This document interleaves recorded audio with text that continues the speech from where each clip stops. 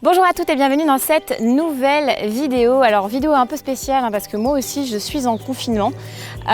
Ici à l'île Maurice on est dans les mêmes circonstances que vous en Europe, que ce soit en France ou en Belgique.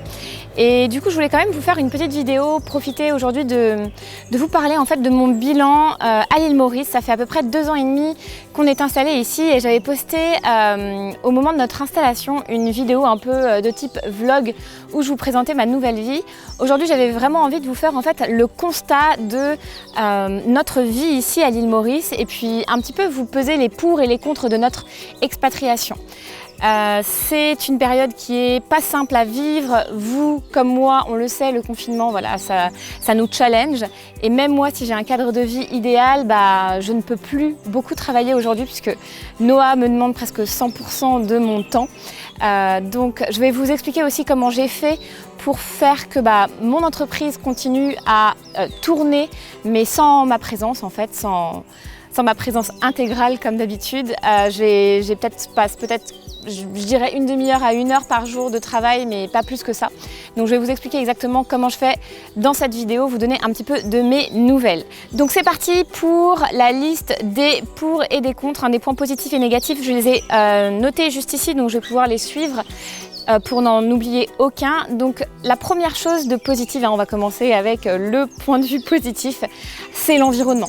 Que ce soit la proximité avec la mer, que ce soit voilà, les jardins tropicaux, que ce soit le climat, le fait qu'il fasse presque tout le temps beau ici. Franchement, la plupart du temps, même quand il pleut, je suis contente parce que je me dis « Ah, il pleut, ça y est, on n'est même pas obligé de faire quelque chose parce qu'il pleut ». En fait, il fait presque tout le temps beau, même quand il pleut.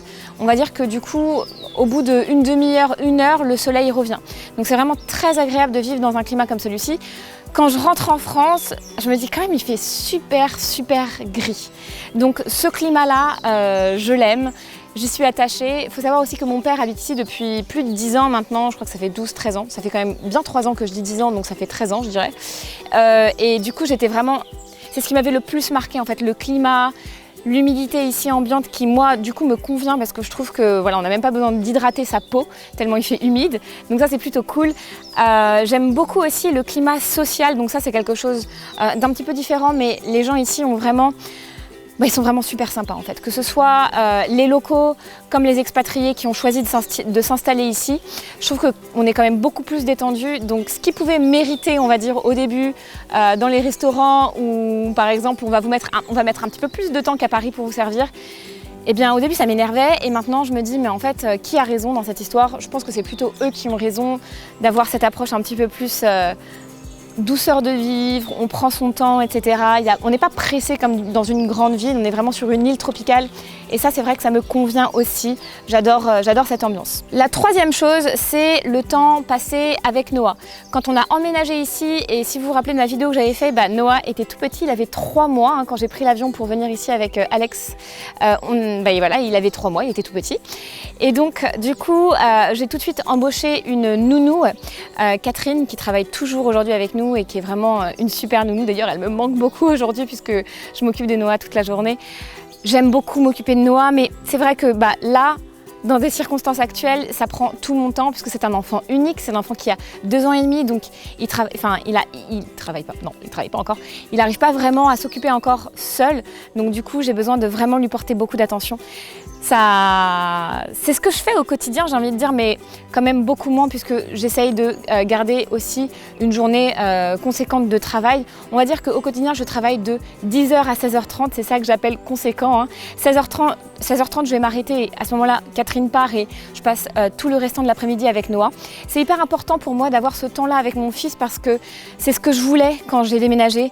Je voulais pouvoir aussi profiter de lui dans un climat aussi favorable que celui-ci. Et le dernier point positif que j'ai pour vous, c'est la facilité de travailler en ligne ici, la facilité d'employer des talents comme Floriane, comme Antoine, la facilité de pouvoir aussi gérer mon emploi du temps comme je le ressens, gérer ma vie de maman sans avoir vraiment le stress de mon activité. J'aime beaucoup, c'est ce que j'avais aussi à Paris, mais en étant maman, je le ressens encore plus. Donc c'est vrai que Ça, c'est quelque chose qui me plaît ici.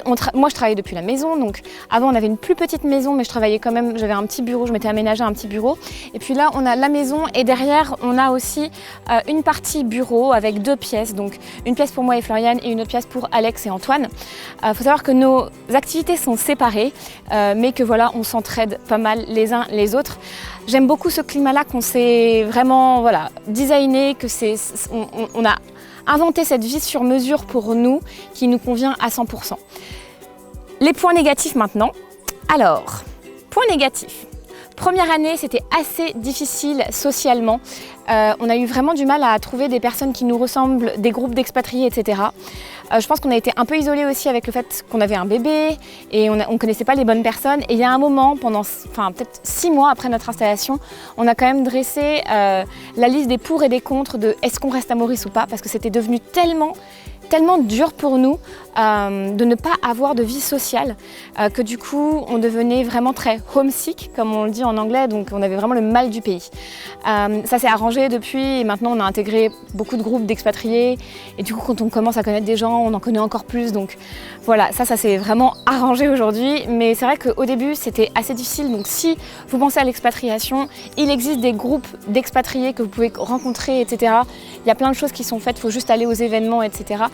Après, c'est vrai que quand on a des enfants, surtout des enfants en bas âge, il faut trouver des gardes, etc. C'est un petit peu moins facile que quand on est par exemple un couple avec des enfants plus grands ou célibataires. Les allers-retours en avion, alors ça c'est quelque chose d'assez négatif parce que c'est 12 heures d'avion et quand on veut rentrer pour voir notre famille par exemple, ou moi j'ai tendance à dire que je veux rentrer que 2 fois par an parce que ça me suffit en fait de faire 2 gros voyages par an. 12 heures d'avion avec un enfant de l'âge de Noah et même plus petit puisqu'on en a fait quand même des allers-retours, c'est vrai que c'est épuisant, ils ont tendance à pas dormir dans l'avion, c'est loin. Je vais pas vous dire le contraire, il y a peu de décalage horaire donc Maurice pour ça c'est super, mais sinon il y a quand même cette distance là qui, quand on a des enfants, je pense que quand on voyage seul, une fois de plus, ça va, puisqu'on peut dormir, on peut gérer son temps, on peut regarder des films. Mais quand on a des enfants, c'est juste un petit peu pesant. Donc ça, point négatif pour moi. Les achats de maison ici à l'île Maurice qui restent quand même hors de prix pour les expatriés. Même si on est résident, on n'a pas vraiment de possibilité d'acheter des biens comme ceux-là par exemple, parce que nous on est en location aujourd'hui. Donc ça me pose un peu problème et je pense que ça va continuer à me poser un petit peu problème dans l'avenir. On va voir comment ça va évoluer, puisque je suis quand même quelqu'un de très attaché à ma maison, à ma décoration. J'aime bien mon environnement, donc j'aurais besoin à un moment, à mon avis, d'établir vraiment un vrai cocon. Donc la question se posera de comment on va faire, est-ce qu'on va investir, est-ce qu'on n'investira pas. Mais j'ai pas forcément envie de rester toute ma vie en location ici. Et puis, c'est tout pour les points négatifs. Donc, le bilan aujourd'hui, il est quand même très positif. L'île Maurice, en fait, ça me tenait à cœur. C'était une envie personnelle qui venait de moi. À la base, c'est moi qui ai engagé ce déménagement au sein du couple. Et donc, je suis très contente d'avoir fait ce choix parce que ça m'a permis d'avoir plus de liberté personnelle, professionnelle et aussi familiale. J'ai l'impression que je vis un peu une vie de rêve aussi, puisque voilà, on est en confinement, mais avec dans un climat magnifique, avec un jardin magnifique, avec une piscine. On a vraiment beaucoup de... Je m'imagine même pas comment on aurait fait si on avait été dans notre petit appartement à Paris, là où on habitait à la base, avec un enfant pendant le confinement, si j'avais pas quitté mon travail pour avoir ma propre société. Aujourd'hui, j'ai vraiment la chance d'avoir pu recruter Floriane il y a 2 ans, qui est super formée maintenant auprès de moi, et en fait j'ai juste besoin de l'appeler le matin pour lui dire voilà, il faut qu'on fasse ça, ça et ça, et en fait elle exécute tout. Si j'avais pas eu ça, je pense que j'aurais eu des difficultés, mais aujourd'hui le fait de me dire que je peux travailler de chez moi, que je peux travailler pendant la sieste de Noah, que je peux travailler quand je le veux, en temps normal, quand Catherine est là, je peux aller voir Noah quand je le veux et je peux aussi travailler quand je le veux. C'est pour moi la plus grande des libertés et ça, je le dois à mon business en ligne. Autant c'est moi qui ai engagé le fait de vouloir venir s'installer ici à l'île Maurice, mais c'est Alexandre qui m'a vraiment poussée à créer le blog Bien Habillé à l'époque. Et du coup, on va faire une interview dans quelques jours. Si vous avez des remises en question en ce moment par rapport à votre vie professionnelle, à votre vie familiale, eh bien sachez que du coup, on pourra vous pourrez en savoir plus sur comment on fonctionne, sur comment moi j'ai commencé, sur comment j'ai mis en place mon activité en ligne et sur comment j'arrive à gagner ma vie aujourd'hui grâce à cette activité, tout en ayant cette liberté de maman, cette liberté de femme qui me tient à cœur. Donc du coup, je vais l'interviewer. On avait fait déjà aussi une interview il y a plus de 2 ans. Donc du coup, on va remettre tout à jour parce que pas mal de choses ont changé. Floriane n'était pas là, Antoine n'était pas là aussi à cette époque-là. Donc du coup, je vais interviewer Alex et je vais pouvoir lui poser toutes les questions sur le business en ligne, peut-être celles qui vous intéressent le plus dans votre situation d'aujourd'hui, si vous avez envie de vous reconvertir, si vous avez aussi envie de changer de vie. Changer de vie, c'est quelque chose qu'on ressent profondément en soi, mais ce n'est pas quelque chose de si facile à mettre en place si on n'a pas les bonnes pistes. Nous, aujourd'hui, notre but, c'est de vous donner le maximum de pistes pendant cette interview que je vais faire avec Alex et vous allez pouvoir justement en savoir plus sur notre manière de fonctionner. Voilà, c'est tout pour aujourd'hui. Si vous avez des questions, n'hésitez pas à me les poser en dessous. Et puis voilà, merci d'avoir suivi en tout cas cette petite vidéo. Je voulais vous faire un vlog à la base, mais je vais éviter, parce qu'on va dire que c'est un petit peu le bordel dans la maison, pour ne pas être vulgaire. Mais ouais, je vais éviter de faire un vlog. La prochaine fois, je ferai un vlog pour vous présenter la maison, je vous promets.